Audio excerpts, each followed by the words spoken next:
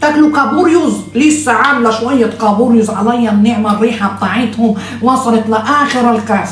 هتقولوا لي لا يا ام ابراهيم، هنقول لكم عشان انا مره شاطره بنحب نحبش حاجتي ونتبلها ونخليها قرموزيه وزي العسل. بصوا البطاطس عامله ازاي،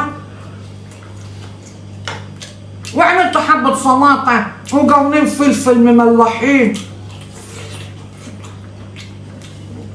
بصوا الجمبرايه، ما نجيبش انا غير الجمبار الكبير اللي زي العسل. بصوا عامله ازاي، يا دوبك شوحتها تشويحه بسيطه كده عشان الجمبري ده المفروض يتاكل ني، بس انا قلت نسلقه وخلاص مش مشكله. بصوا الواحده عامله ازاي، على بق واحد على طول كده، وتغرزي وراهم على طول غموسه البطاطس وحبه الرز كده وتكلفتيهم وتحشري. حد هيقول لك بتعملي ايه؟ يعني حد يقول لك بتعملي ايه؟ تعالي لي وانا نقطع الجزمه على دماغ امه. امال احنا نفسي واحد يغذي نفسه. عينكم في الاكل والله شرعت، مال الشرقه دي جت منها قاعدين تبحلقوا لي في اللقمه كده وتقولوا خير ومش خير.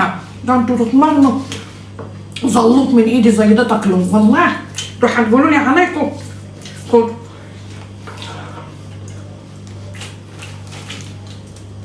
الكابوريايه الصغيره دي بتبقى احلى من الكابوريايه الكبيره، بتبقى سمينه ولسه الشامور تاكليها على طول كده.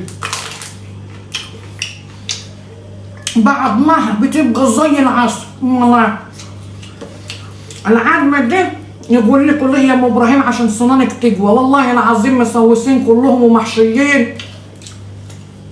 ما فيش حاجه بتنفع الانسان خالص والله الا اللقمه، هو اللي بياكل زي اللي ما بياكلش، بس احنا نسيبه نفسنا لا ناكله برضه. ما نخلصوا فلوسنا على الطاف.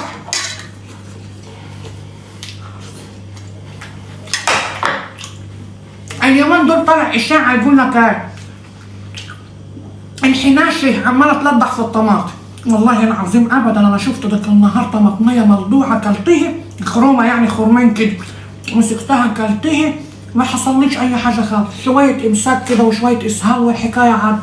تقعدوش تعفروا يا اولاد وتخترعوا وخلاص. هو انتوا يعني بتالفوا مش لاقيين لكم حكايه؟ ما نعمه ربنا جميله، ده الحنش احن على الانسان من البني ادم والله.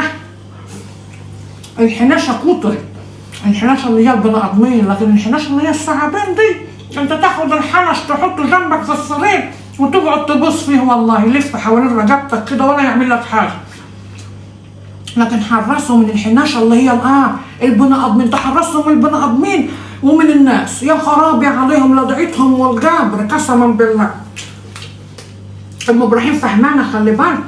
شايفين الجراسه دي بقى ما ذاق تاني، نرمي الكابوريا كله بس الا الجراسه دي تفتحيها كده من هنا ومن هنا وتشد البطروخ اللي جواها. في ناس تقول لك ما بنعرفش نفتح حاجه، ما بتعرفش تفتحي ايه يا مارا؟ افتحيها، افتحيها وكل اللي جواها بتبقى ملبنيه ومليانه من جوا خير. بصوا الخير اللي هنطلعه منه اهو، ده مش فص دي زي العسل. والناحيه التانيه برضه بصوا عامله ازاي، دي لو لدعت حد هتقتله والله. يا لهوي عليه.